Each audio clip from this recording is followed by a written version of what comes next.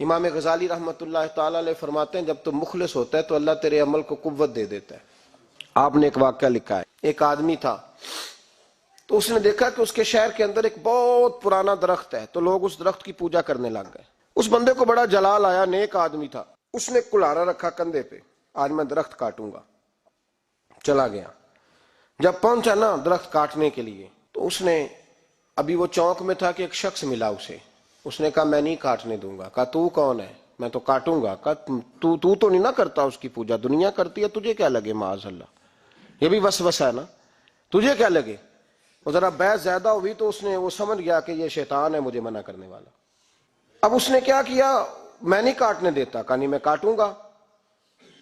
بار بار دل سے خیال آتا کہ یہ شیطان لگتا ہے، لیکن وہ انسانی شکل میں تھا، بات واضح نہ ہو سکی، بحث ہو گئی، یہاں تک کہ تلخی ہوئی، تلخی آگے بڑھی تو ہاتھا پائی ہوئی۔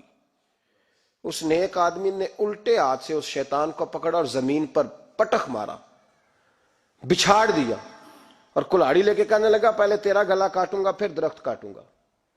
امام غزالی کہتے ہیں کہ وہ شیطان انسانی شکل میں اندر سے بولا، کہنے لگا اگر تم مجھے چھوڑ دے تو تیرا ایک فائدہ کر دیتا ہوں۔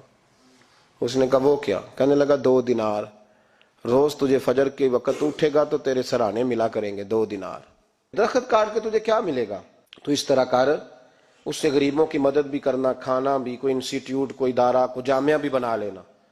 ہمیں چھیڑ کے درخت کاٹ کے، یہ بہت سارے لوگوں پہ حکومتیں ایسا کرتی ہیں، یہ مشورے دیتے ہیں مولانا آپ حکومت کے مسئلے میں نہ آئیں، آپ فنڈ لیں، آپ فلانا کام کریں، ادارہ بڑا کریں، آپ کو کیا لگے۔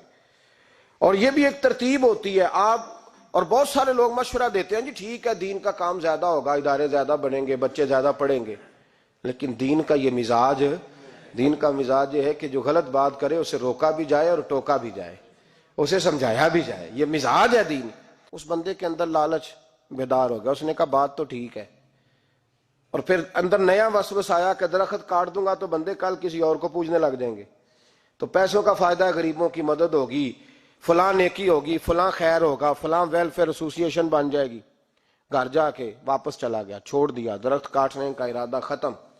واپس گیا نا گھر، رات کو سویا، سویرے اٹھا تو 2 دینار پڑے تھے، بڑا راضی ہوا، کچھ کھایا، کچھ کھلایا، کچھ رکھا، کچھ بانٹا۔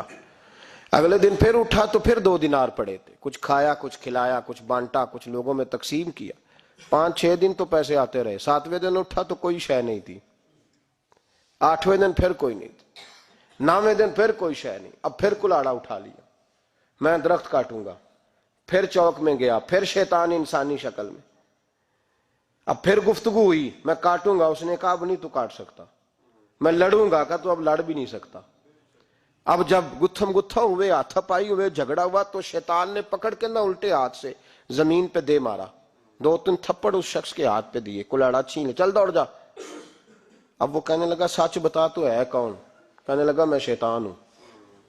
تو کہا ابھی 1 ہفتہ پہلے میں نے تجھے بچھاڑ دیا تھا، آج تو طاقت کہاں سے لایا؟ اس نے کہا میری طاقت اتنی ہے، تیری ختم ہو گئی ہے، میرے اندر قوت اتنی ہے، تیرے اندر ختم ہو گئی۔ کہا کیوں؟